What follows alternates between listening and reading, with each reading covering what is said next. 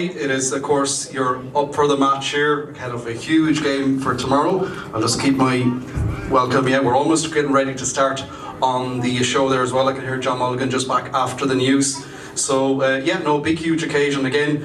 We'll go back to the lotto, and it is a €100 hamper sponsored by O'Toole and SuperValue that was corrected rightly so there as well. So we'll come back and forth, no doubt. Again, we're pretty much ready to go. I'll just keep my ear in. John Mulligan here, ready to go. We'll have a little bit of a chat for up the game. We'll talk a bit more about the club and a bit of fun and a bit of music and whatnot ahead of what is hopefully a special night. And maybe the celebrations might be a bit louder this time tomorrow if the game goes the way. So getting ready here now in my ear, and we're ready to go any second now.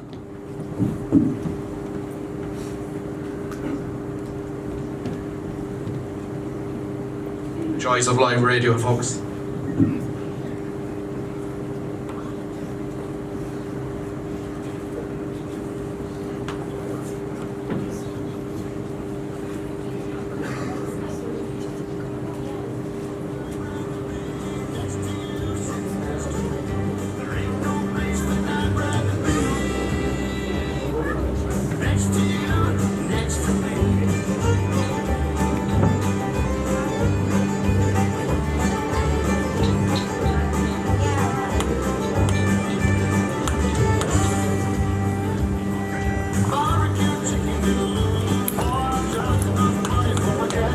Okay, we're almost ready for a standoff, so maybe a little bit of a roar when we get ready to go. Let's let everybody know where we are, and we'll just wait for the kickoff.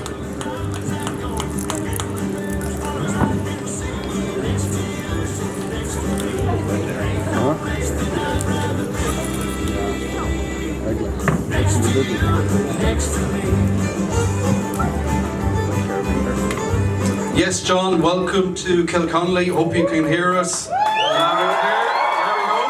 That's a bit better. As you can probably tell, John, there's huge excitement. I believe there's a small football game happening tomorrow, and a lot of people have interest into it. We're joined here by our panel. First, we have Marie Collini, the club chairperson. We also have a bit of looking back. I think we're looking for similar memories from 2011. We have Bernard Brady, of course, then as well. We have JP Steed, even come back, underage chairperson. I think you played a bit of ball in your time as well. And then a bit of the inside track. Somebody who has unique, pretty much DNA all over tomorrow's game. Pete Warren, you've seen everybody in action. You've had the privilege of managing here. You've had Cartoon, we won't mention that game, but you've seen both sides. We might huddle everybody in and get nice and close here. But I'll start with you, Marie. I have to say, even on the truck drive over from Milton earlier on, flags everywhere, you can feel the excitement, big crowd in here as well. This is what GA clubs are all about. Yes, there's a great crowd here tonight. There's a great support for the lads within the community. We lost out last year, but the lads dusted themselves off and they came back fighting, and here we are again this year. Better, stronger, and hoping for the win tomorrow. Jesus, the team talk is already picked here. You warned me not to speak too much about the game, but we'll talk about the excitement. There's kids practicing all week with music, there's flags up, this place is wedged out, a lot of work behind the scenes. This is what it's all about, really. Absolutely, yeah. Listen, the GA is the heart of Kilconly. Young and old. You know, I'm at a stage now where my kids are playing. My father was chairperson, secretary for over 20 years. The six in our house have all worn the Kilconly jersey, and it's a huge part of our family and loads of other families within the community. We have a ladies' club now set up, and we're fielding at every age group, lads and girls, and it's a great achievement. It's a great achievement, and it shows the unity within the community for the GA. Can we bear ourselves to imagine, not such an important matter that as well. We'll speak a bit more on that, the one club mantra, etc. But can you imagine what it would be like this time tomorrow if that game was to go your way? I absolutely can. I was there before, and I would really like to be there again tomorrow evening. Definitely have to send you into the dressing room there. That's the team talk half done. Somebody that was there before, Bernard, is it a little bit less stress-free now that you're not stressing about who's fit, who's going to have a dodgy breakfast, or who's going to pull a hamstring on the way in, etc., etc.? Yeah, the pressure is on the management that's putting the team out tomorrow. I'd personally like to wish them all the best. I think they'll give a very, very good account of themselves tomorrow, and I honestly believe 2 points for Kilconly tomorrow.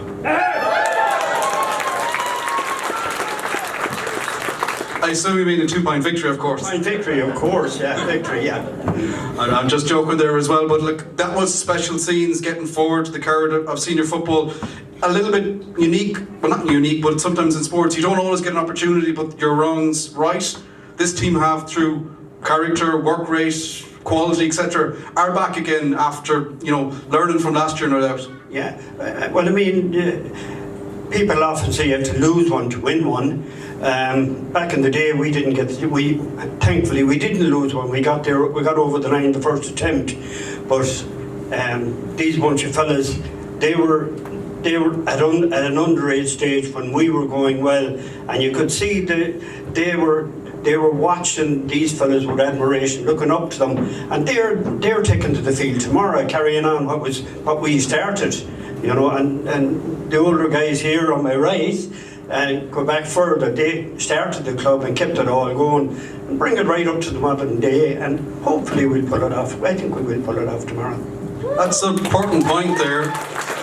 Not only is it the victory, not only is it just short term and getting up to senior football, but you're inspiring the next generation. It's not the first time anymore. You are, of course, yeah. And when we got over the line in 2011, I mean, when I was thrown in at the deep end with the job, and I thought to myself, right, I'm going to bring something different to this club. I'm not going to do the same things as other managers done, because if I did, I was going to get the same results. I put my own stamp on things. I got in a team with me. I had Tommy Ronan, Justin Dermody, Kieran Prendergast, and I brought in Frank Doherty as an outsider. And I mean, the influence that he put on that team was unreal at the time. But we got them over the line. But when I think Pete was there before me, Mickey Burton was there before me, Kevin Reedy, and I mean, those fellas all up the profile of the team. I just happened to be in the 3 years when Kilconly were going very well, 10, 11 and 12. They were wonderful years to be involved with Kilconly. I was lucky to be manager at that time. But as I said, I was lucky, and I got the lads bought into what I was selling, and the rest is history, I think you're a bit modest there as well. It wasn't just lucky, there was a lot of hard work, a lot of quality involved as well. Yeah, it's a tough job. You have to be a counsellor, you have to be a parent, you have to be a selector, you have to watch everything that's going on, and you have to adjust on the day to every scenario that you come up against, Hopefully it'll be the same feeling as you, no doubt, still treasure those moments on the final whistle. Oh yeah, I mean, I'll be there shouting as thankfully not as the manager. I've been there, done that. I don't have no desire to go back there because the pressure is immense. But I enjoyed it, and I've certainly certain that Norman O'Brien and his selectors are enjoying their trip as well. I mean, this is Norman's third year, and 2 county finals in 3 years, 1 lose, 1 win, and we'll forget about the one 3 years ago. Good stuff, good stuff. Peter, as I kind of touched on there, kind of the unique circumstances, you've the outside eye, the inside eye, everything around. You better say you fancy Kilconly's chances, or we'll never get out of here alive. Yeah, well, I mean, I was there for 2 years at Kilconly, and we won a league title and promotion, and I really enjoyed the 2 years here, and then I moved on down to Mayo, and I'm back up in Galway now with Carton, and we were beaten 2 weeks ago in the semi-final by the team that are playing Kilconly tomorrow, Monivea Abbey. It'll be a great game of football, 2 very open teams that play a lot of very good football. On the day tomorrow, Killian McDaid is missing from Monivea, so I know the management team in Kilconly will certainly be prepared for that. I mean, we got a little bit cocky, I suppose, after 20 minutes when he went off injured, and we thought we were going to push on. But in fact, Monivea upped their game by another 50% and pushed on, and we tried our hardest in the second half to get back into the game, but they were strong. But Kilconly will be well aware of that tomorrow. Without Killy McDade, they'll be well aware that Monivea can play very well without him. So the matchups on the day tomorrow between Kilconly and Monivea will be of huge immense. I mean, the two big guys in the middle of the field, you'll have Aldali and you'll have Mullins from Monivea. They're going to be a massive game in midfield, and the matchups up front, Paul Mannion, who's playing outstanding football at the moment. But there are so many good players playing with Kilconly, and likewise Monivea. This game will be very, very close, and I wouldn't be surprised if it goes to extra time.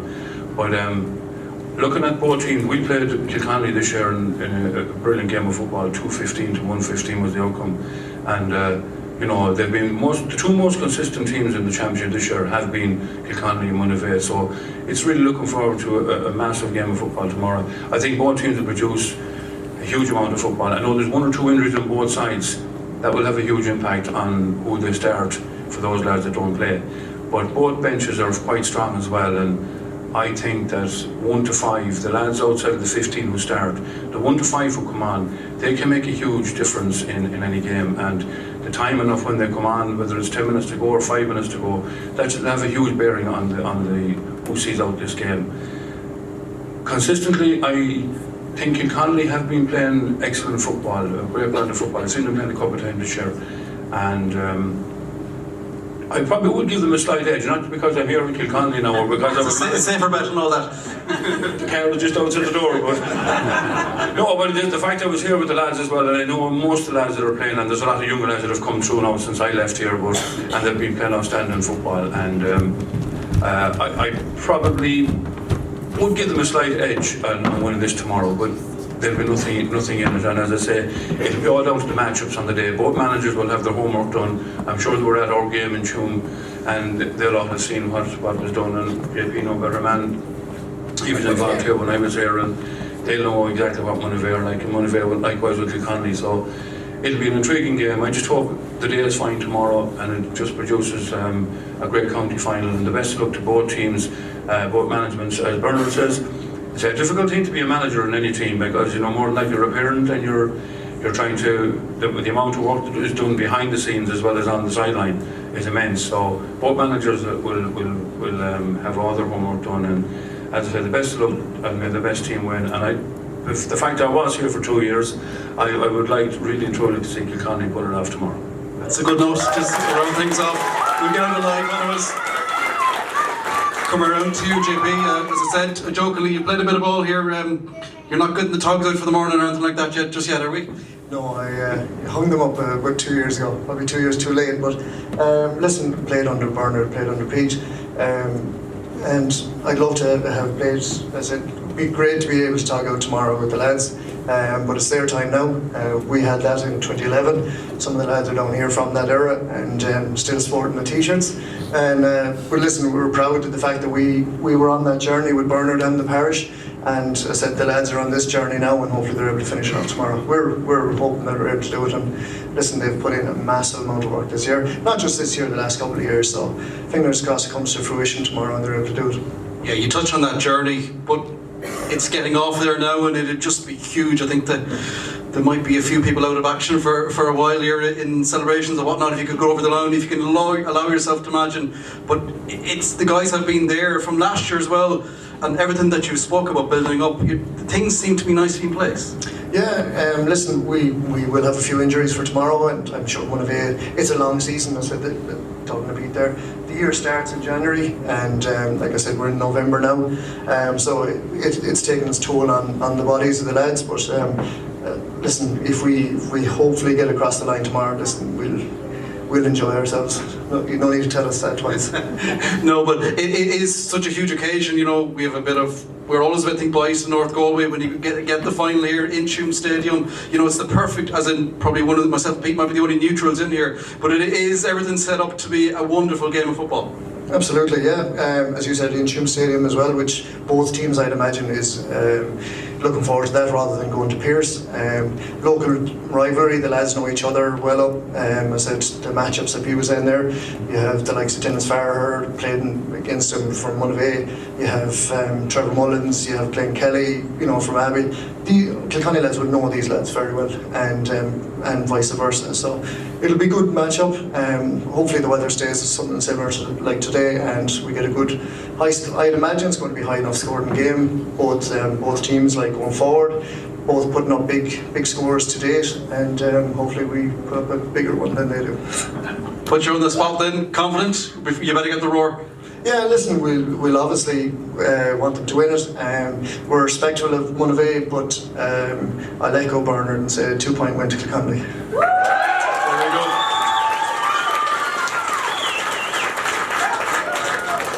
Well, that wraps things up, John. We'll hand back to you for one last roar. Kilconly, there's a roar here. It'll be twice as loud, hopefully this time tomorrow evening.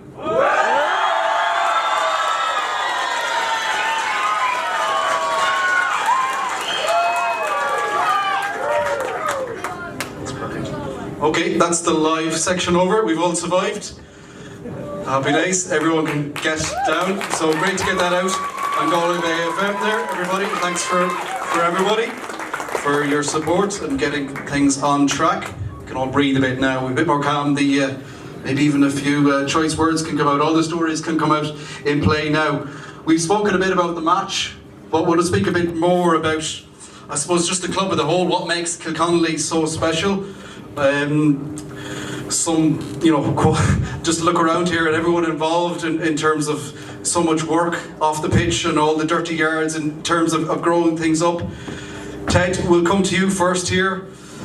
You've seen a lot of history in the club, I suppose, from way back. This is another special day. Yeah. Ted, you have to be up. Yeah. It's a very special day. I first played for Kilconly going back in 1957 as a 16-year-old. 13-year-old. I'm making myself old. Or come. But take the bat off. It's okay. Yeah, and a juvenile match against Milltown played here in Kilconly, and we won. And for the 3 years that I was playing under 16, that was the only game we won. And it had to be against Milltown as well. Yes, yes. But there's one particular thing from the first game is that Mickey Mullen, who we all knew, played on the 60s team, he was playing juvenile as well. And he got the red card along with the compatriot from Milltown. That would never happen in Milltown against. But in 61, I think I was 17, and I made my debut for the junior team. And it was also in Milltown, in a tournament called the Father Conroy Cup. And the pitch in Milltown is called the Father Conroy Memorial Park. So I cycled from my home village, Kilconly, waited at Duddy's, hopefully I'd get a lift, but nobody bothered to pick me up. So I cycled to Milltown, and fortunately for me, they had Kilconly had only 14 players, so I was drafted in, and it was worth the cycle. scored a point, and we won by a point. Now the 4 teams involved, I think, were Kilconly, Milltown, Garrymore and Crossboyne. And I don't know which of those teams we played that evening. But we were then in the final, and the following Sunday evening, and of course all the lads turned up for the final, and I was on the bench. But that's cruel altogether. Kilconly won, and we were presented with our medals in Malarkey's pub in Milltown afterwards by Luke Hare, I think. And that was the only medal I won for football in Ireland. And that's the there it is. Look at that. Yeah. Wow. And I'm very proud of that medal. I won medals later on, but they were in England, where I emigrated a year afterwards. But yeah, those memories are special to me. And my father had played for a parish team, but it was Kilbannon at the time. And my grandfather was the founder of the original Kilconly team, Teddy Steed. My father was Michael Steed. I played for fullback. My father played fullback. Barry, my son, played fullback on a successful team of 2013. And the next generation are coming along, and I don't know. Hopefully they have the jerseys on anyway, early. So I don't know what else I can add to it at this stage. I played a little football after coming back from England, but I was past my best at that stage, and some people told me that too. Never happened around here, would it? Well, that's just amazing. The medal there, it's gleaming, it's huge pride. Yeah. You know, if you could get one moment and I suppose bottle what the GA means to people, that story probably just encaptures everything. Yeah, and I think probably Ben Connolly, who was here along with us on stage, probably has the same medal. Well, the same tournament win. Very good, very good. No doubt. You know, players tomorrow will have the same pride in that medal if they can get over there and get the Cotter Cup into their hands. Yeah, I have great hope for them. They have come from a good background from Bernard's team of 2013 and the lads that came after Bernard, but they've been improving. The standard of football is improving all the time, and I'm delighted that they're not playing the football that 15 men behind the ball. You know, we as spectators nowadays don't go to see that type of football. We want to see football open and played, like the Mayo County final last Sunday was a disaster. Well, let's not mention the war altogether. Now, that was told to me by a man that was at the match, so a Mayo man. But let's hope that it's a good open game of football and that everyone on both teams are allowed to play football and that their managers will allow them to play, and hopefully we'll all enjoy it. Well, I can certainly say, when you got that precious medal there, I doubt there was 15 behind the ball in those days. Definitely not. No, not those times. Very good. What a special story that is. I suppose we'll look at now and look back at the facilities. Michael Hughes, you know, you're involved in the clubhouse, the facilities, you know, just have to look.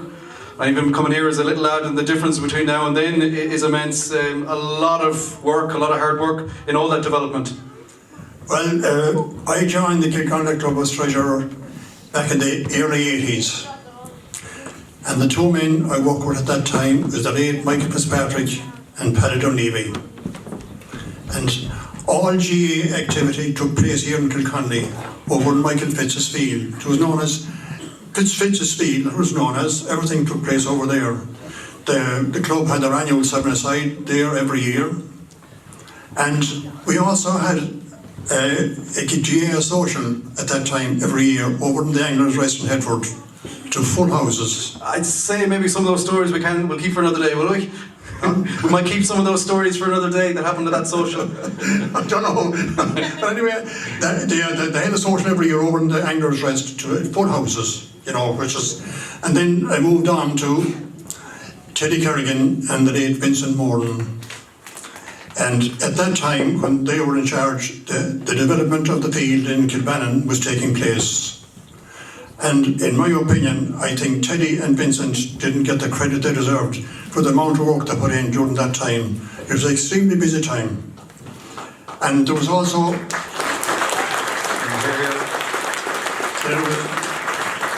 there was also a lot of voluntary work took place at that time. I remember being over there in that field on a few occasions with a group of people picking stones before the field was seeded. It was eventually seeded and complete, and then it was on to the building of the clubhouse, which was built by Tommy Ronan and his team, Tommy Senior and his team. And the official opening took place at the pitch and clubhouse on the 3rd of August 1986 by the late great Sean Purcell. Wow. You know, so that was a huge day. GA royalty to have down in your parish. That was a huge day, and there was fundraising then. The club held an annual sports day up on the pitch for a number of years, and onto Jolly's that night for the dance. So that was happening that time, and there was also a local ladies match played up in that pitch at the same time, and the referee was Martin Terrell, and it's 4 lady umpires. You're ahead of the time. So I said a lot of people didn't know that Martin Trevor was the referee. So now a lot of work has taken place since that by different committees and by Marie and her team there presently. And I think the club, they should be proud of their club and their facilities, because I think they're second to none. They're as good as any in the county. And I wish Marie and her team the best of luck going forward, and the best of luck to the lads tomorrow in the county final. Well said. It's quite the story from probably the 70s onwards. Landmark days for the club. Yeah. Landmark days for the parish. There was a lot of work took place at that time. Like, a lot of people didn't know what was happening at all. But as I said before, Teddy and Vincent were there at the busiest time, really, and they deserve fantastic credit. Yeah, things we probably come to take for granted now, but a lot of hard work just to get things off the mark there. Vinny, I better start things first. Do you have the shiny medal in your pocket, or is it in a drawer at home safely? I have a couple of things. Oh, there we go. What a way to get things started off. Proud moments over the years, no doubt, here in Kilconly. Oh yes, we had some great years, some bad years. I joined the club I think from 1954. That time we had a general meeting over there. We went on to, I started playing in 59. George Lynn and them lads were on the minors that time. We beat Kilray and up here and then back at Lakes. Went on, we won that league in 1959. That's one of the medals, is it? Well, probably. But it came to the championship, by the way. 1960, we won the North Bowl Championship. And I'll never forget it, 'twas the day the flag show was a show. Thousands of people. Quite the night, I'd say, was it? But we won it anyway, and I can picture Joe Kelly coming down the town, sitting in the cave, having the cup. And then made a passage all the way down to Mrs. Hayes's, to the pub. I'll never forget that. The lot of us in Joe, he's gone since, like, but after we won the Father Conroy Cup in Milltown in Easter Sunday, and it came then that I said to George Lynn, we'll win 4 cups yet. We joined Milltown for the Senior League, and we won the Senior League that time. We had 4 cups over there in Fallons with that. Don't forget, talking to George Lynn.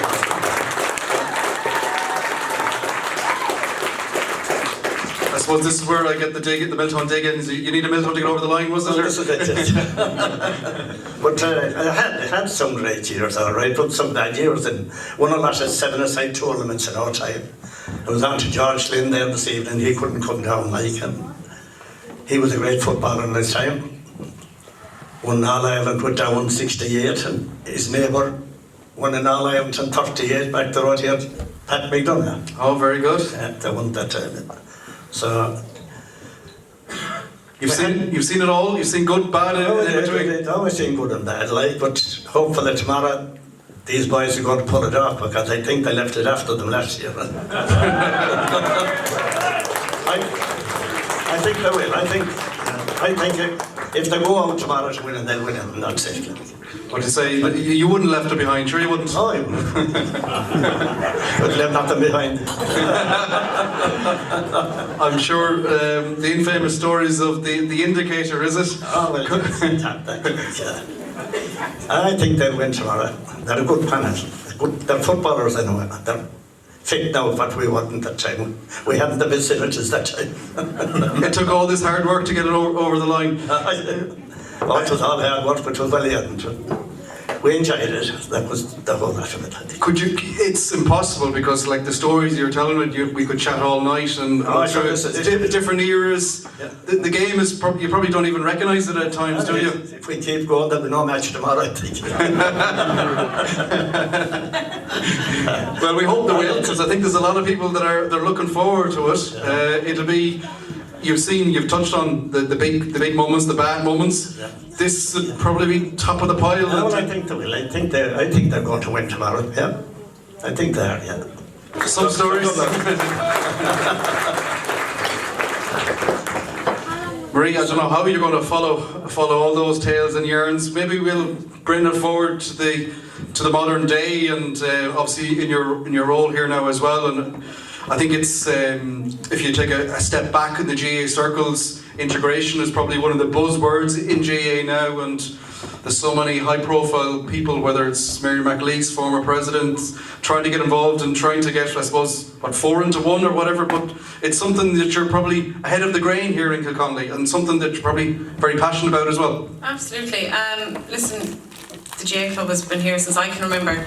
The LGFA were set up in 2012, started with a junior ladies team, a fairly senior aged junior ladies team with a few young ones playing. Well, that's what it was, and that's what it took to start it, to be honest. We had a few 19, 20-year-old girls join us, and we're here 11 years on.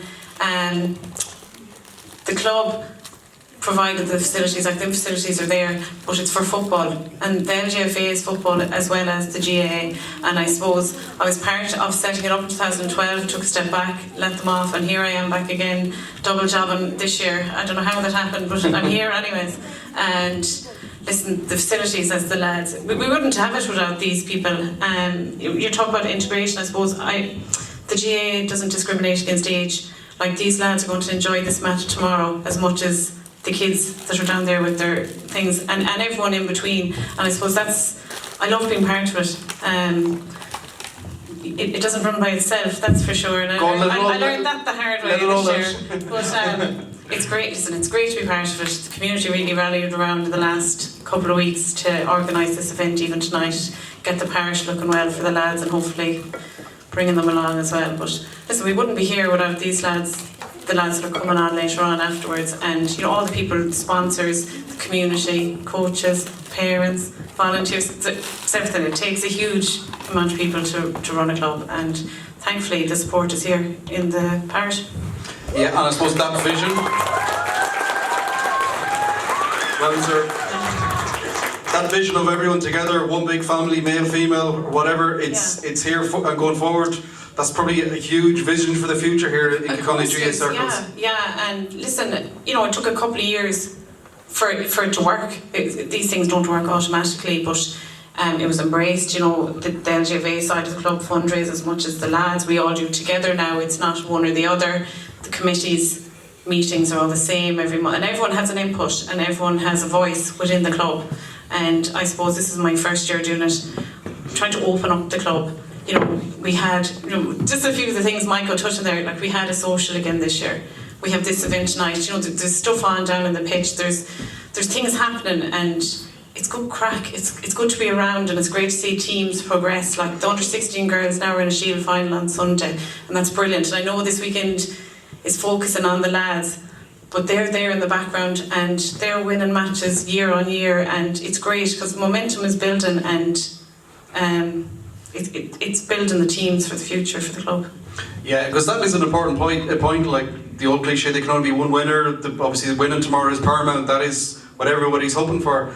But the GAA is more about just a game of 60 minutes. There's everything that goes around, the stories that the guys are still telling from years gone by, friends, people they might have clattered and then said hello to afterwards, tales, etc., etc. It's not a cliche, the GAA is more than that. It is, absolutely. It's a social setting. It's also it helps people achieve their goals on the pitch and off the pitch as well. Whether you want to be a manager or a coach, you want to progress and training teams, move on. Like JP he's going helping out with the Galway minors, and Nigel, who's over the ladies, as the ladies minors. They're all huge things. We're in a small parish in the community. I don't think sometimes Kilconly gets the credit it deserves for the amount of effort it puts into contributing. Like, we have Niall playing there, we have loads of lads at underage that have worn the Galway jersey this year, and the girls too, whether it's development leagues and the likes of that. And listen, it's great. And to talk about celebrations, let's hope for a big one tomorrow afternoon, tomorrow evening even, Absolutely. Sunday, I don't like counting the chickens, but it would be great to all be back in here tomorrow night with the lads up on the stage at a cup, Perfect. I think that sums things up perfectly.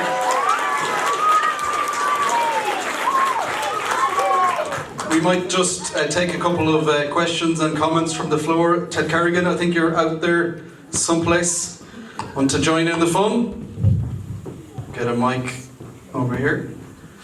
You're all gone very quiet. Everyone gets scared when they have to talk. Ted, you won't be quiet. No, we have a few words anyway. Yeah, it reminds me, Michael brings me back there to Vincent Bourne. Vincent was a sergeant here in the parish, you know, and he was also took over the football, which was at a very low ebb. And the contribution that he made was immense. You know, like, he was a different type of a man. He was a Kelly man, of course. As they know, Kelly people know. He had an insane appetite for Kelly football. And he thought he could bring, how he come there so small in Kilconly, he said. You know, he really felt that there were all big men down in Kelly, which there were no way, I suppose. But Vincent was the first man that provided transport for young people. I know Ted was saying there he was waiting for a seat in Midtown or something. It never happened. But George Glenn was waiting for a seat to the Galway selectors were having a challenge match. And George Glenn was to be picked up at Dudley's. But someone from Midtown that was picking him up and didn't ever get him. They blindly forgot him because they knew he get on the team instead of them. That's what Nicky Mullins told me about, not what I said. Some great stories. You must be so looking forward to the game tomorrow. Look at the buzz around the place. It's great. So when I was a young fella, God, we were winning All Ireland, you know. And I just like to remember how late Seamus Spain. He was a great footballer. He passed away during the week from Dunmore. But yeah. And of course, you're a busy man as well. Like the family is keeping you on your toes, whether it's involved or whether best of luck to Karen as well and the Kilconly Rose as well. You know, I don't know how you keep everything going.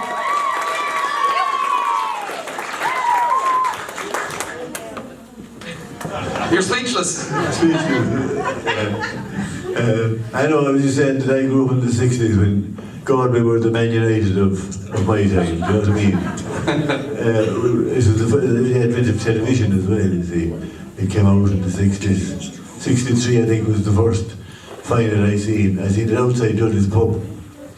Because you couldn't go to a pub between 2 o'clock and 4 o'clock on a Sunday. You didn't keep those rules around here, did you? They were kept. They were kept. And yeah. Special times, and look, you'll hopefully we'll be here and talking about special memories from year gone by, looking back on hopefully a victory. This team have come on an awful lot in a few months.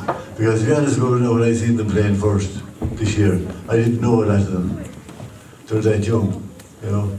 And I know them all now, and they've come on an awful lot. And I expect them to be 8-1 tomorrow. Hey, that's the spirit. Good stuff, thanks very much. I think long-standing sponsor John Kilcannon is down there someplace. I have a question straight away while we're getting it. Can I go on the hot air balloon? I've been watching it for years gone by. Yeah, it'll cost you though. No, I bet it will. Joking aside, you know, you've been involved for so long, for years gone by, people involved, family members, whatever. It's this is what it's all about, trying to get over the line. How many times are we going to say that over the night? But it's so special. Yeah, tomorrow is special. And as anyone from Mayo descendants might say, to win just one from the Saw Doctors song, they don't come that often. And the last time it was a fantastic buzz. I was at the first game and I missed the replay when they won, so I wasn't around for the action. So with a bit of luck, I'm going to be around tomorrow and we'll have a bash. I have to say that the panel you have and the interest and the stories and the history that's there is absolutely fantastic. And to think of Maria as the lady chairperson of Kilconly GA, what a unique lady that she is and what she can do and what she brings to the table. She did take something from himself over here today. So well done, Maria. And thanks.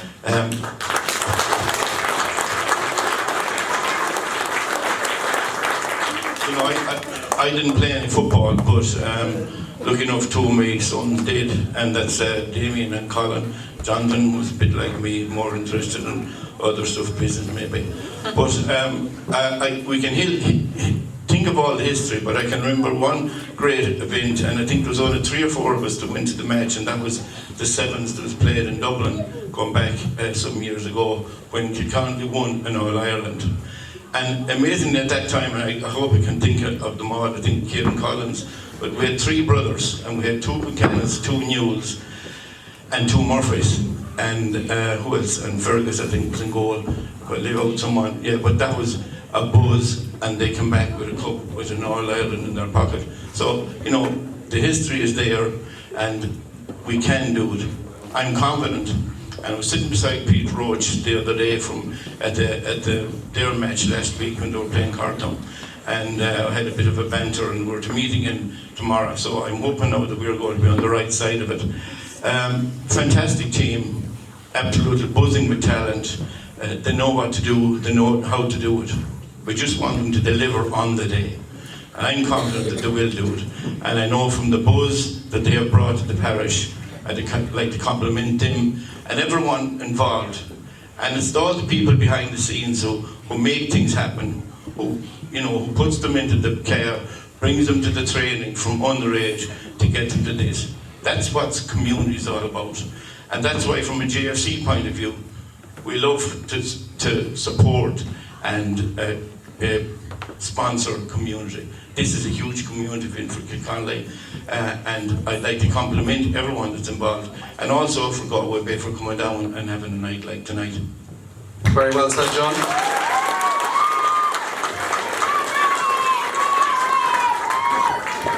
I'm sure I speak on behalf of everybody involved in Kilconly GA. A massive thank you for sponsoring not only tonight, but all those years gone by. Your sponsorship of the club, it's a big boost. It's running a GA club is difficult. The guys have spoken about the challenges, but your support, no doubt, even as an announcer looking in, is a huge benefit to everybody here. Thank you.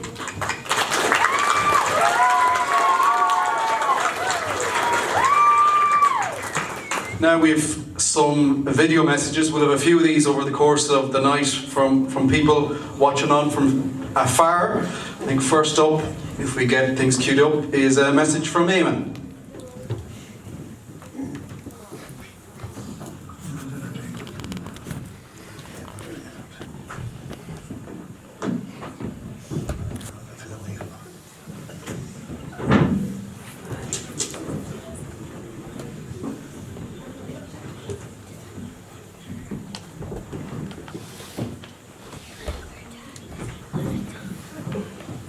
For the internet, it never works so when you while want we're to. waiting, while we're waiting for the internet to kick back in, there's a couple of messages here from past players, maybe of this age group here. The lads might remember them, and they've sent messages back to the lads. We've sent it on to them. They'll see it tonight themselves.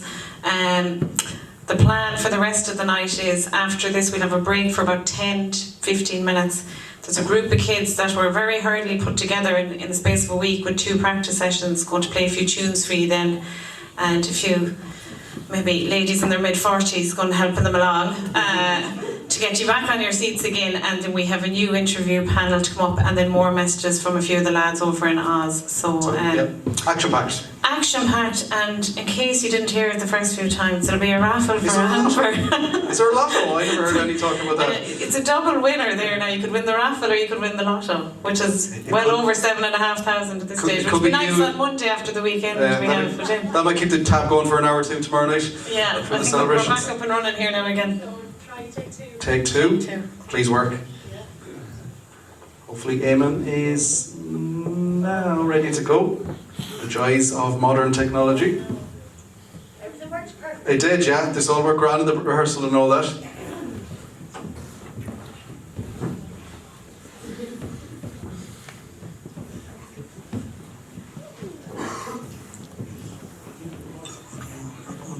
He must have a lot to say if they can't try to shut him up already.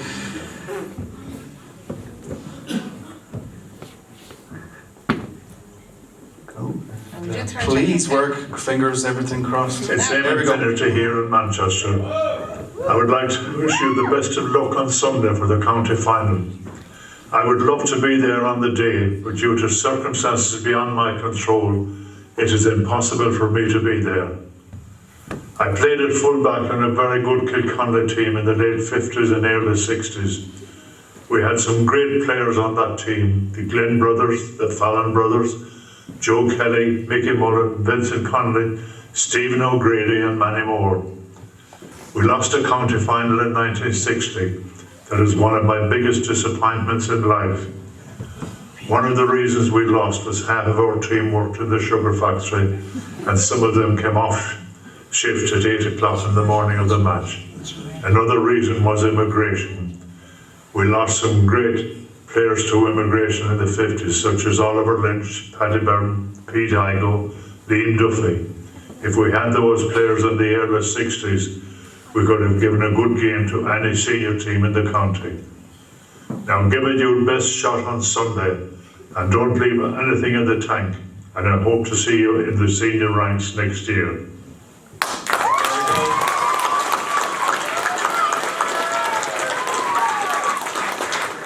That was certainly worth the wait. I just love the Joe and George are ready to go as well. I just love the pride in his eyes speaking about it, and let's hope nobody, Niall or any of the lads, are in the sugar factory tonight.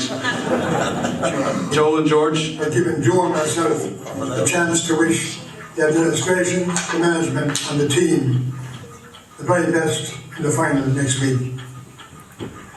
Joe, John and myself loved playing with the Kilconly lads. We learned a lot how to play, and we played a lot of football, and I want to thank you and all who gave me the love for the game. I have spent my life involved in Gaelic games and look forward to Kilconly playing in the senior final. I want to show you the medal that I won in 1960, not gold medal I won in 1960, playing against Hatton Roy as far as I know. And I treasure it very much. That's okay. Tá Sullivan go méid an bóir agad sa craobh Idirvánach an seachtain Chicón. George. George from the safety now. I agree with George. Playing football for Kilconly has left us with happy memories and friendships that stay with us for the rest of our days. And we continue to follow the fortunes of Kilconly all through the years since then. There are no paid show, Glockham, on bread, on Jeshcon, go Gorgeous, go got dinner, on Tuptron, on Bonstore, on Eben Golair, agus got ille dinner ille top parcho, this on Vern show. Tá Sullivan go mé an tágribh an Donach Seohugan, agus bhaidlam Banach sé a hód go gach duine acu, agus sinna bhfuil. Go mé bhagad.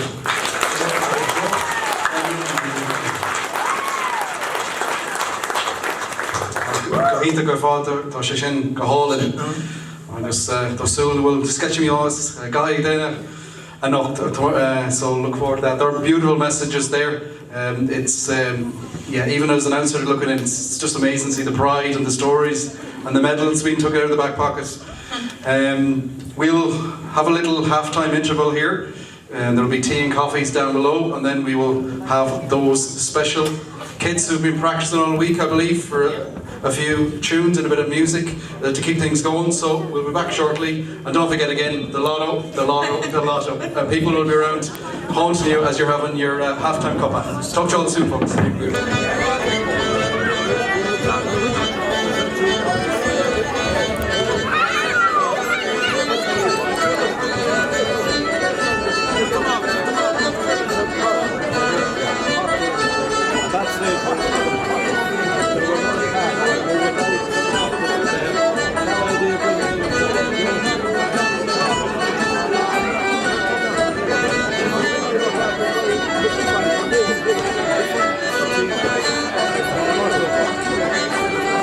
Well done.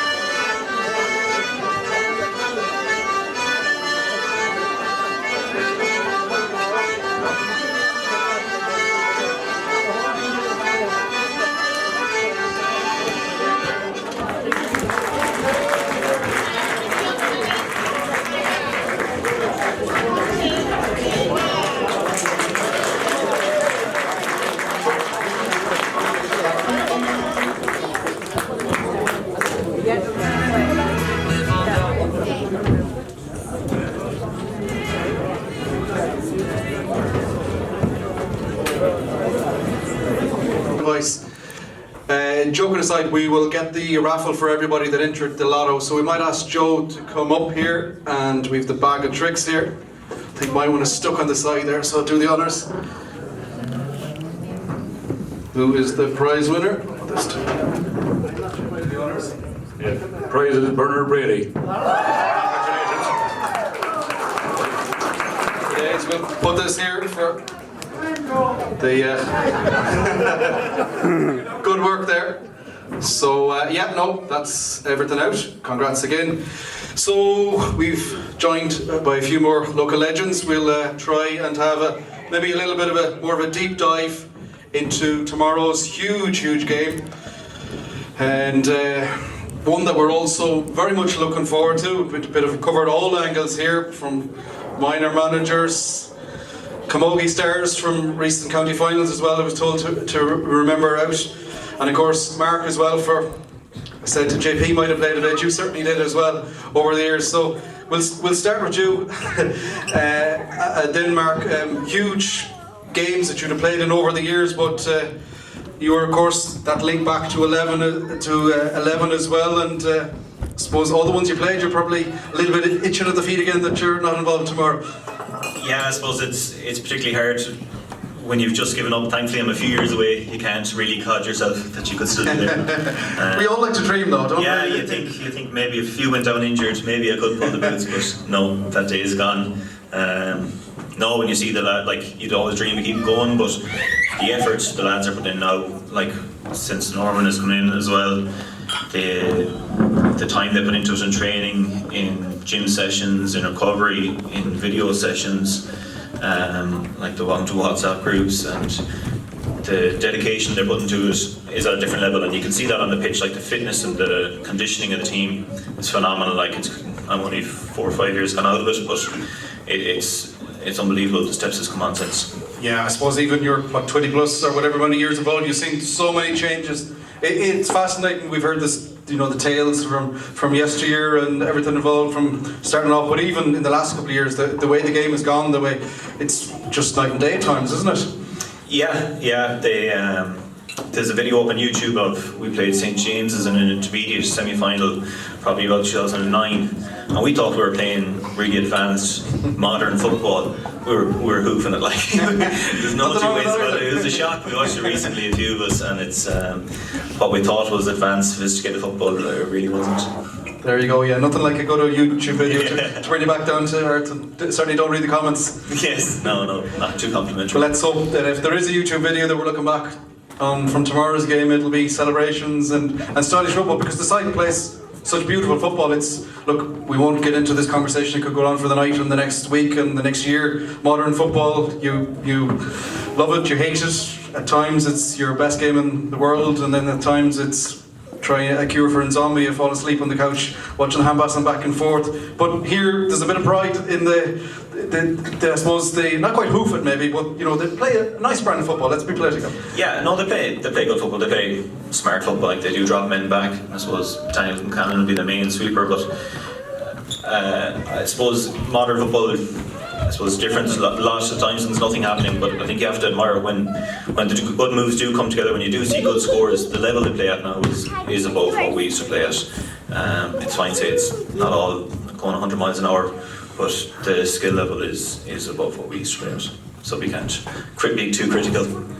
But we joking aside, the side, look at the firepower, look at some of the quality of the forwards. We won't name people, I'll leave someone out, but there is quality footballers out there.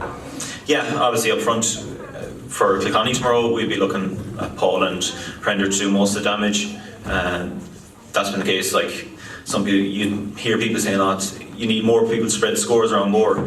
But if you have two superstars that are going to be there in the 80+% scoring accuracy, why wouldn't you give them the ball? They will run up on most of our scores because they're the best footballers on most of the pitches they go out onto. So they are going to be our main scorers. We are going to rely on them heavily.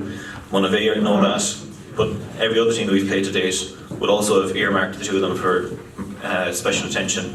But the quality that the guys have, like Paul, obviously he's that bit older. He's been doing it for years. Well able to win a hard ball, take on a man and score. Prender then is, I suppose he's that bit younger, he's I suppose a bit more maturing to do, but where Prender's really dangerous, I suppose on the counter-attack, when that bit of space comes, if there's a turnover that, like if you leave him, I'd say even 1-on-2, it's a real goal chance. He can skin a man so quick, and he's an excellent finisher. So from our point of view, we will be looking to the two guys to do the scoring again, but we would have very confidence in them doing it. Something has to give tomorrow. It's either Kilconly, when hopefully, fingers crossed, get over the line after missing out last year, or it's a team that's come down, go straight back up again. How much will the guys, you probably know a lot of them still fairly well, how much will they've learned last year? Probably disappointed maybe the performances, but that experience of the old cliche to lose one to win one, etc., etc., the routine is there, the hype, everything that comes with occasion, they're another year wiser. Yeah, I suppose last year, in a way, came a bit out of the blue. We'd been in relegation, actually, the year before. And then last year, it was different. Last year, the quarter-final, we bet Glenamady in June. We won it with 13 men after extra time. It was a huge victory. It really kind of set all this in motion. It was a great battling performance, but it was great excitement after it. We bet Aaron in the semi-final, where I think we might have been 7 points down at half-time, came back the whole way to the second half, held Aaron to a point in the second half and won. So again, another massive victory, massive celebrations after it. There was huge excitement, first county final since 2011. There was huge excitement among the team. It was something real novel. And that's right, they should celebrate it, but it probably maybe came against them on the day of it.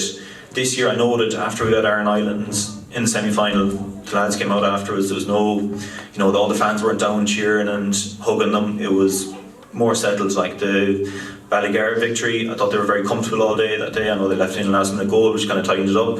And again, against Aaron, I think felt they were in control the whole game. So there's probably less of the highs and lows this year from the team themselves. I feel they're performing more consistent, which hopefully will set them up well tomorrow. It's fine for us as supporters to get excited on nights like this. That's what it's for us. But the team, I do think they're more settled going into June tomorrow, and they're more experienced for it. Tom, you've seen a lot of football, of course, the minor manager as well. That's a good point, touch on there. Maybe it's like a 1-3-5 in the bog, a bit more steady Eddie, not the acceleration going flat to the mat here and there. There's even now there's great excitement, but there's a bit more of maybe a calmness, and that's probably the development of just the old cliche, year wiser as well, that I repeated earlier. I think though in Kilconly, since the 2011 team, there's a lot of the lads like Sir Michael Murphy, the two Newells, Barry Concannon, Alan Flaherty, all them lads. They're really don't get the credit they deserve, them lads, because they're playing so long, but they're now in a position where they're still willing, and they're still such great clubmen that they're willing to sit on the bench. And I just hope the management have used them enough to help prepare, because tomorrow, there's 9 young lads under 22 or under playing for Kilconly tomorrow. And I was talking to one of the lads during the week, and he told me that, he said, a great sign of our club is that, he said, you have the youngest lads, Emmett Sweeney, Sean Igo, and they're actually telling the older lads. So they're driving the older lads on, So I think, but now Abbey are in the same situation, because I remember being down in Ballyhonus a couple of years ago, and Abbey had 8 on the North board on the 16 team. Now Kilconly had 3. They had David Prendergast and Keane Davin playing, and Owen Daly came on, and there was James Ganley and Johnny Mannion were at the extended. But so I think the team that starts, Kilconly last year to me was, they didn't really get the belief that they could win the game until they scored the goal. And I really believe if Kilconly had scored that goal maybe 2 or 3 minutes earlier, they'd have won the game. So I think if they learn from that when they're in that position tomorrow, I think both teams, because both teams are unbelievably young, and I think they will go out. And Vinnie Connolly said it all there when he said, it's the team that goes after it.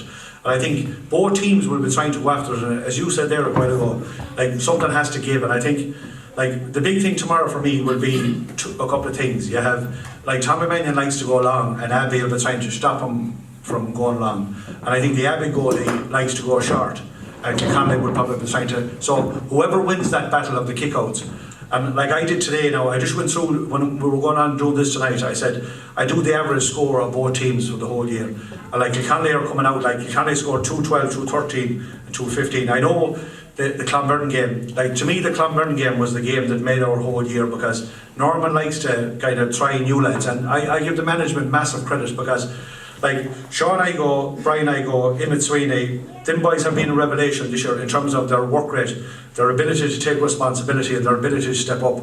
I think Johnny Mannion has progressed big time. You know, he's really grown into the team this year. And I think JP Burton and Ryan O'Neill, last year, he was kind of brought onto the team for his defensive duties. Like with the last day against Iron Islands, he scored a point, and he's really beginning to grow into the team. So I think if Kilconly go out tomorrow and it's really go for it, I think if we can win the kick-out battle, and like I think both sets of backs are going to be under pressure because like all the forwards on both sides, like you have Glenn Kelly there, like I watched Abbey last year. I didn't see much of them this year because they're playing at the same time as our lads are playing. But I got to see them twice last year. And like when you look at Abbey, they beat Milltown last year, who were in the county semi-final. I don't like saying that to you now in front here, but it's okay. Right? But I was at the Carlastrang game and they should have won that. They were actually playing a sweeper when they were playing with the breeze, and they didn't need to. All they need to do was back themselves. So they, to me, they could have beaten Claregalway. They could have been in a quarter final, and they bet Milltown, and I think they bet Oughterard as well. Like so, be under no illusion now. Like you have a manager, Francis Roach, who has been involved with the county senior team. You have John Donlan, who's been playing county football, has coached at underage level in county football, and you have Michael Farrer, who's bringing experience of the Corofin system, and you can see Michael Farrer's influence in the forwards in the way they attack. And so like I think both sets of backs will have, but I think Kilconly's game plan is set up perfectly to actually counteract Monavea Abbey's forwards. But I think where it'll come down to is all the games I was at this year, I think Brannock's was the game that gave me the belief that Kilconly could win the championship. Because, like we said, the Clonberne game, it was off and nervous, it was off and cagey. It's a local derby, it's first game of the year. No one knows where they are in the first round.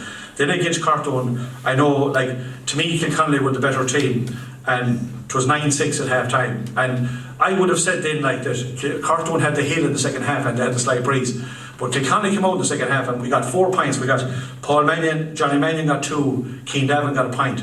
And that was the winning of the game, because we say Cartone would have needed to come out in, and because there were 3 points down. So like the Braddock's game, when I went back to the Braddock's game, I couldn't believe, like Conor O'Neill, who's probably our best defender, right? And he's played county underage football. But he went off after 15 or 20 minutes with a concussion. And like the players just, like they never broke stride. They just kept playing and playing. And one thing I think is crucial tomorrow, and he's a man that has given massive service over the years, is Michael Murphy. I don't know if he's fit or not now, but if Michael Murphy came on in that game against Brannock's with about 15 minutes to go, he kicked a great point, he was getting on the ball, but like you'd know from watching him that when he was on the sideline for the 45 minutes before that he actually was reading the game from the sideline, so he knew what to do, and he actually came out the field and started making play. So like, and I think the Brendan's game, like Kilconly have, like David Prendergast is a natural out and out goal scorer. Like Paul Mannion, like to me Paul Mannion last year had his best year he ever had, and I don't think I ever felt a sorry for a man after a county final. Paul cried after that final, after that free, it was so close. But like the thing is, I think Paul this year has been magical from frees.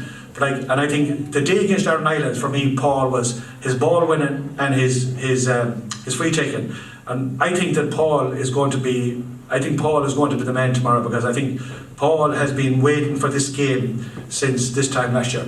And I think, so I'm under no illusion that when I analyse this game up and down, back and over, I actually have to agree with Pete Warren there. I think it could be a draw, and I'm hoping that, because I tell you the big thing from coaching the minors this year, like between about, I'd say there's some of the lads on the under 19 team, we'll say this year coming now, like there's great footballers coming, like we're ready now to go senior, and this time we're ready to go senior. And I think if we're lucky enough to go senior tomorrow, and I hope we are, I think the club as a thing, and I think a lot of that goes down to Marie and Kerrigan. I was at my own nephew's wedding there a while back, and I met Marie at it, and that time she was deciding whether she was going to do it or not. And Marie said to me that day, and I thought it was a lovely thing she said, Tom, look, if we get a lot of people to do a little job, and that's what she's brought to the job. Many hands make a small work, absolutely. Yeah. Listen, Tom, they said in the notes here, in-depth knowledge. Spoiler alert, they weren't lying. What a winner. That's the important message. Speaking of people of winning, Louise, firstly, congratulations. county title and player of the match. Not bad going. Not bad, no. Next up, junior E football next year. We've a 5-year plan to make it to senior now, starting next year. Very good, very good. Everyone wants to senior football. Yeah, including the lads. Hopefully tomorrow. You're obviously sportsman into it. Hugely exciting for tomorrow's game. Will the men's be their first step on that senior football come this time tomorrow evening? Hopefully we don't have that dreaded extra time. Hopefully, I haven't quite the in-depth knowledge as the lads there, but to be honest, I'd say so long as they've spent more time on the pitch this year than they have over in Blake's in the pub, I'd say I can't see any team beating them after that. If ever there's a barometer for success. Then hopefully spend plenty of time from tomorrow evening onwards though. Yeah, after tomorrow evening now, far away, like. I'm sure you've been to celebrations yourself? Yeah, we've just been sober now this week. The game, everyone seems in kind of, I say maybe safety optimism, if that's the right word. Everyone's think you're going to do it, but obviously there is the realization, there's the caliber of you're playing against a team, and I think Tom touching it there with one of A Abbey, and they were so many games. I saw them a couple of times last year. Games they left behind them, and even then in the relegation battle, they just about only lost to James, as we saw how good James's were this year.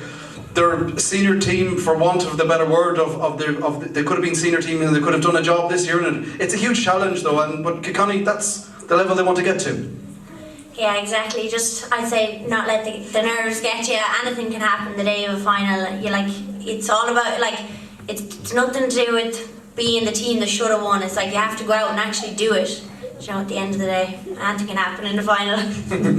And getting over the line, it must have been yourself when you won it. That feeling must have been just immense. Yeah, exactly, because they were on top of us the whole match. We weren't winning at all until I think the last 15 minutes. We got 2 goals in, and then it's just kind of don't panic now, keep on top of it, because that's always what happens. You get 2 goals, and then you freak out and lose your shape and all that, and then next thing they've come down and won it back again.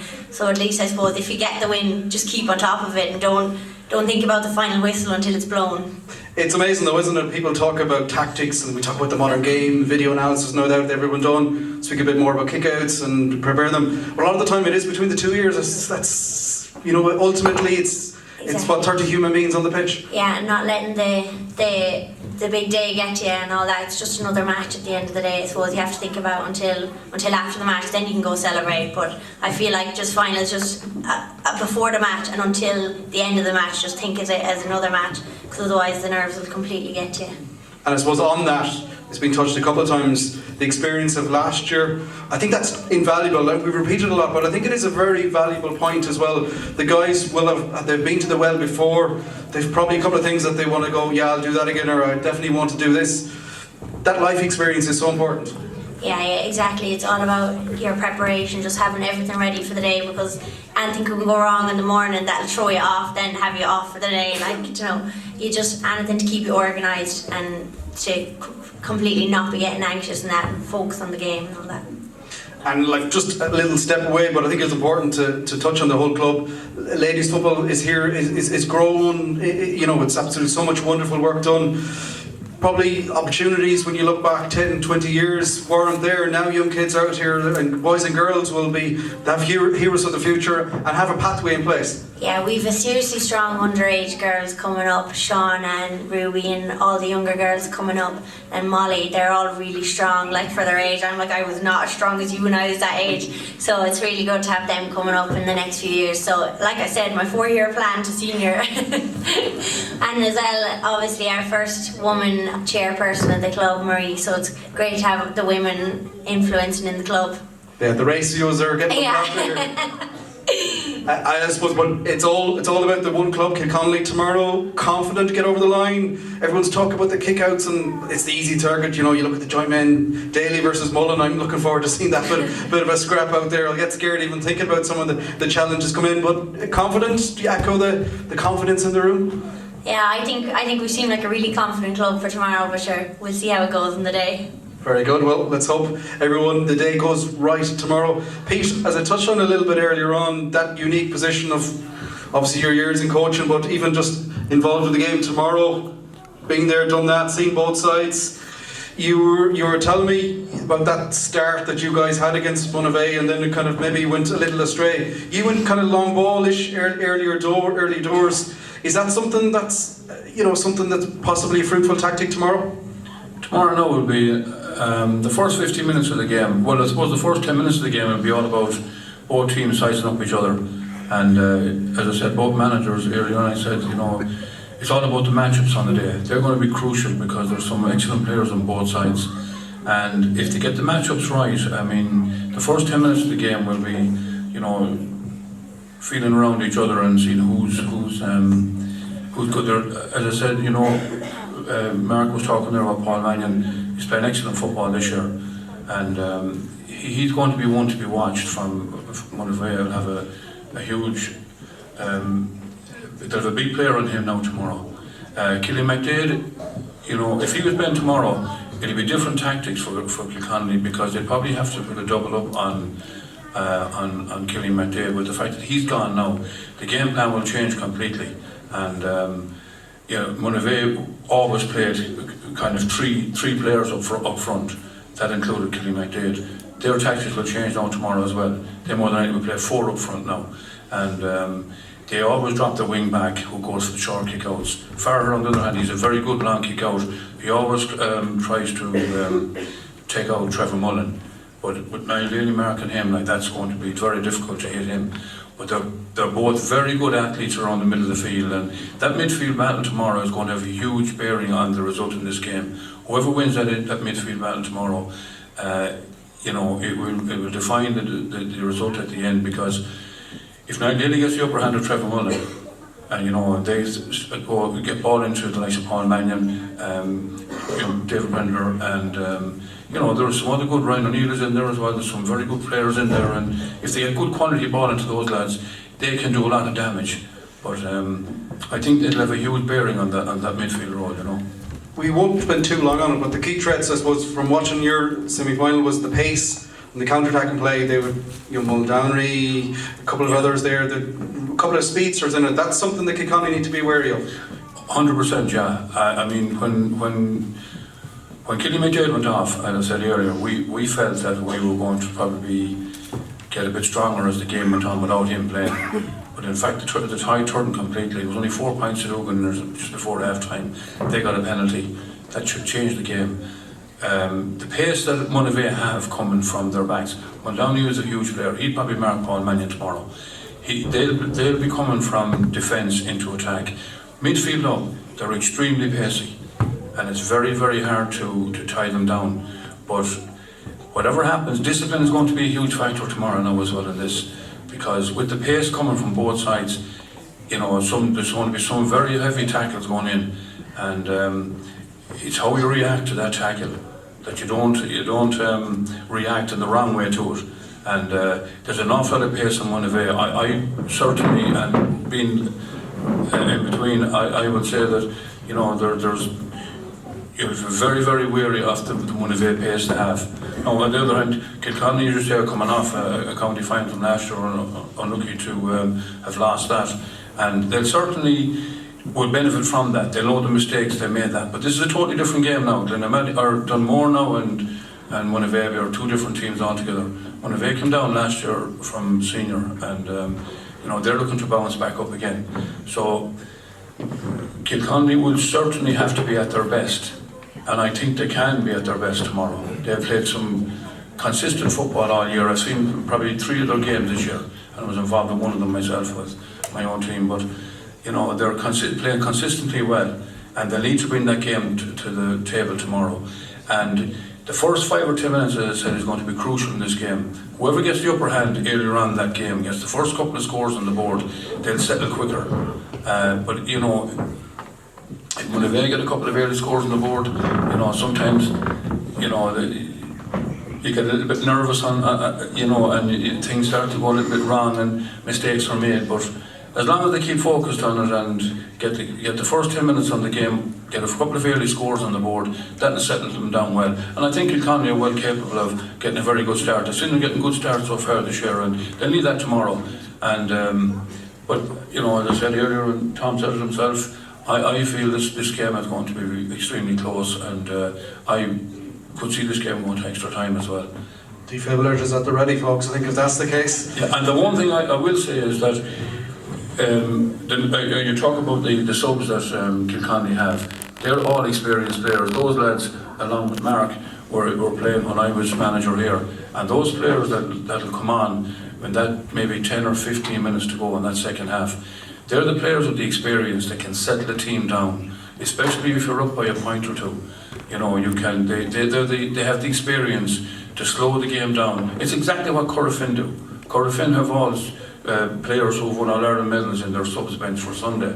They'll come on like Michael Farrer, Michael Lundy. Those players will come on, and the same with Kilconly tomorrow. Those experienced players will come on. Mike Murphy as well, the same way.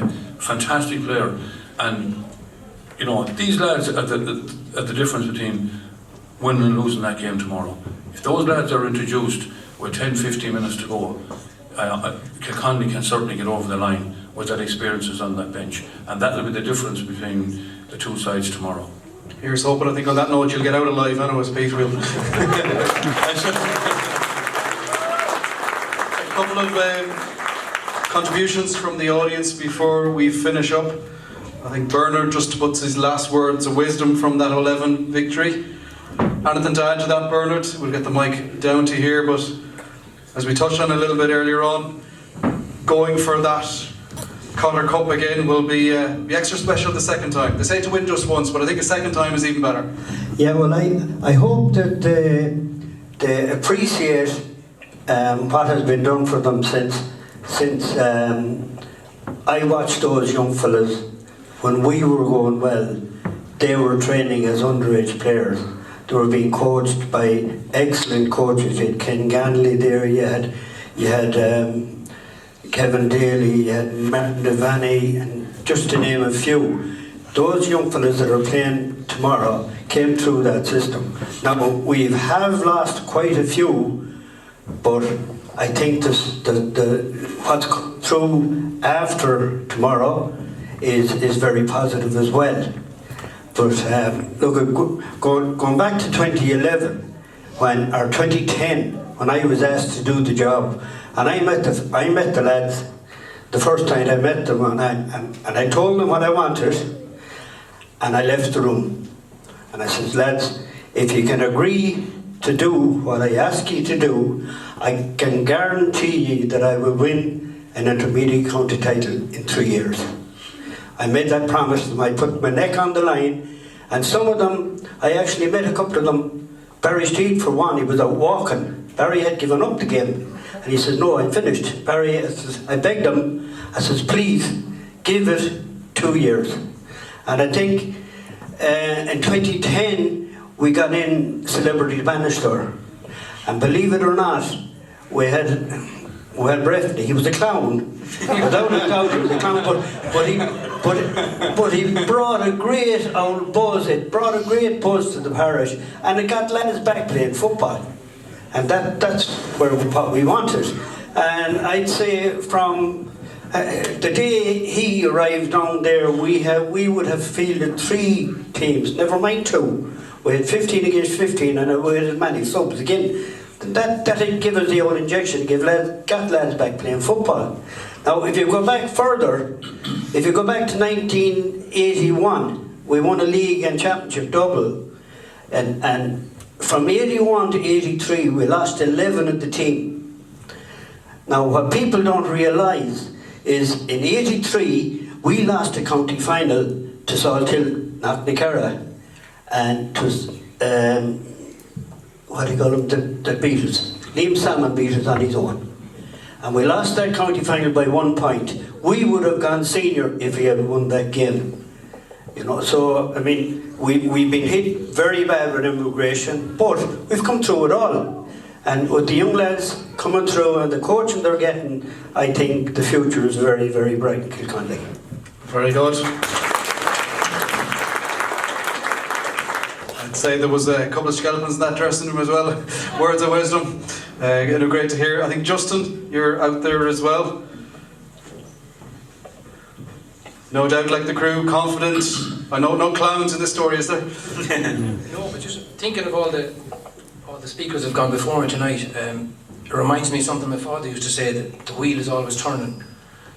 We're here tonight, I suppose, because of all that have gone before us. And you know, it's only a year ago we were here when we picked Marie Connelly as our chairperson, and maybe Marie was surprised that night, but none of us were, and even less so the charismatic, natural leader she brings to the table. And Martin Devaney was there for a long time before that. He probably didn't have as much support or as many people helping him. I know I probably let him down in that regard, but he did an awful lot of wonderful work done as well. But there's an awful lot of positive things happening in Kilconly, on the field and off the field. Even this room we're in tonight, the people that work so hard to build it, it's just one of many examples in the parish. Like, you don't have to go to Old Trafford or the San Siro for heroes. We've loads of local heroes in this parish, and not just on the field but off the field as well. And they're not all here with us. I mean, when I was growing up, my first memories of football, like Tommy Acton up the road was Gerald's captain in 1980, and it was a big shock at the time. The CBS bet them in the Connacht final that year. But we've always, as the lads had said, going back to the 50s, we've always produced great footballers. We didn't always win. A few years later, Jerry Burke from Oraclide down the road was in one Hogan Cup at Jarlath's. A few years later, we had a fantastic minor team in '84 that would have fed on to that 80-81 double winning junior team.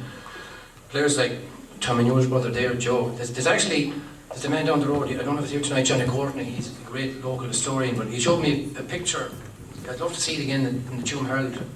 The back page clipping from the 1984 Colleges game. A Colleges game that time between Jarlath and Brothers were huge affairs in Tuam Stadium, but there's a picture of Tommy's brother, Joe Newell, catching the ball above Shane Tully, who was the Jarlath centre back. And Joe Newell's knees are somewhere up at Shane Tully's head. And, now he was a world champion quality dancer as well, it probably helped. But we had serious footballers always. Eamon Dunleavy and my own neighbour Brooklyn was on that minor team as well, and they were often lucky not to win a county title. At the I bet them in a replay. But John Newell that time was already a leader on the intermediate team. I saw him kicking 4 points in the first 20 minutes against Ballinasloe, an intermediate game that year. But as like Bernard said here, we were decimated with immigration and migration to other parts, and there was wonderful players coming through that time. And an awful lot of them players, I was fortunate growing up. Bernard here beside me coached me at under 16, as did John McDonough back in Clifton for years. And a whole host of them other players, while they were still playing and when they retired, they coached us and trained us and kept the thing going. And I have to mention one man up there tonight, Tom Newell, because I wouldn't say it lightly. Tom to me is he's like the Roy Keane of football, I call him, because he has an unshakable, unquenchable belief in Kilconly football and in Galway football. He always has. He has something that you cannot coach or train. And I safely say there isn't a footballer in the past 30 years that has worn a Kilconly jersey that he hasn't coached or worked with or mentored, not just in their footballing careers, but off the field as well. If they needed a chat or a helping hand, Tom has always been there to help them. He's been a guiding light, and I couldn't do what he does if I was paid. The amount of time he sacrificed. Well, it's not a sacrifice to him. He does it because he loves it. But he's a passion that's unmatched, and he's always been down there, even when things were gloomy and panels were small and we were hardly able to win a match. And we're awful lucky to have him. And there's a lot more as well. He's a modest man and he doesn't want to take any recognition for it, but you can hear it in his voice there talking tonight, the passion he has. And there's loads of other people as well. As I said, some of them aren't with us, but over the years, people that cross my mind, people like Al Meehan, Dennis Ryder, Tom Ryder, Teddy Kerrigan, the whole Kerrigan family, Paddy Varley, Johnny McHugh, there's a whole host of them. There's a lot more. We could be here for the night talking about them, but they're the reason we're here, the infinities. And as I said, they weren't all just people on the field. There's a couple of women as well come to mind. They won't be there tomorrow, but they will be with us. Baby O'Grady tonight.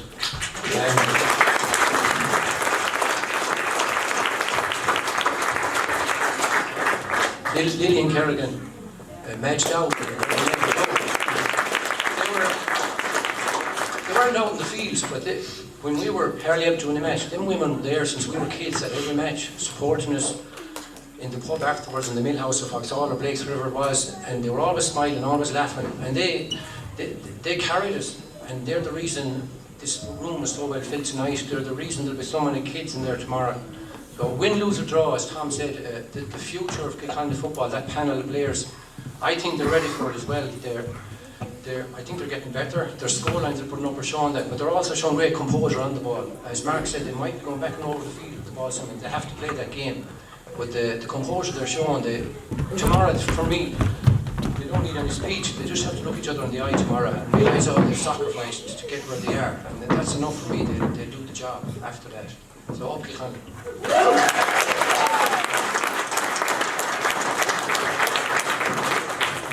Beautifully put, and what a day, what a way to wrap up the night. It's been a privilege. Big thank you to our panel here and everyone that was involved in the show, Amy in particular, Marie, everyone else involved in getting here tonight.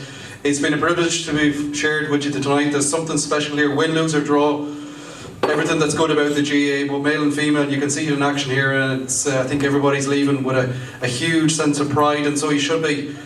Special night, thank you so much. Best of luck tomorrow, I really mean that, and sure we might see you in the group next year, and maybe Milltown and Kilconly can knock a few lumps out of each other in senior football next year.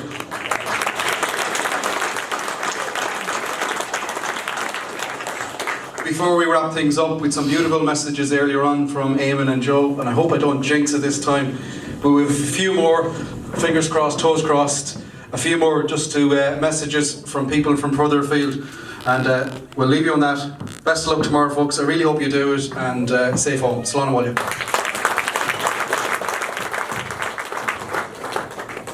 Best of luck at the weekend, lads. Great day for the parish and the community. Hopefully you can bring it home. We'll be all cheering you from Australia. Go, woo! Up Kilconly! Go Kilconly! Woo! Yay! Bring it home, lads. How's things, lads? Just want to wish you the best of luck for the game of the weekend. It's been another unbelievable year for the club, and you lads have been at the forefront leading the way, so yeah, I'm super proud of all of you, and hopefully we get over the line on Saturday. Hey everybody, Karen Sheeny here from Sydney, Australia. Wishing all the boys the best of luck on Saturday in the county final. Bring her home, lads. What the hell? Hello everybody, Darren Concannon coming to you from Jumbo, New South Wales, Australia. Wish my brother Daniel and all the boys the best of luck at the weekend, and I hope we can go one step further than we done last year. Send it lads, let's go! Well lads, Rory Kerrigan here in Western Australia. Just wanted to wish you all the best of luck in the county final on Saturday. Hope it all goes well for you. Enjoy the day. It's a great day for your family, your supporters, the parish. Good luck. Hey, from the Göteborg Sverige. And here in Gothenburg we're flying the flag for GA with Gothenburg GA and the Viking Gales. But this week, the only flag flying will be green and red for Kilconly. Up Kilconly! Up Kilconly! Hi everyone, Frank Anglo here in snowy Chicago. Good luck to the Kilconly team this weekend, and a special shout out to my two nephews, Brian and Sean Anglo.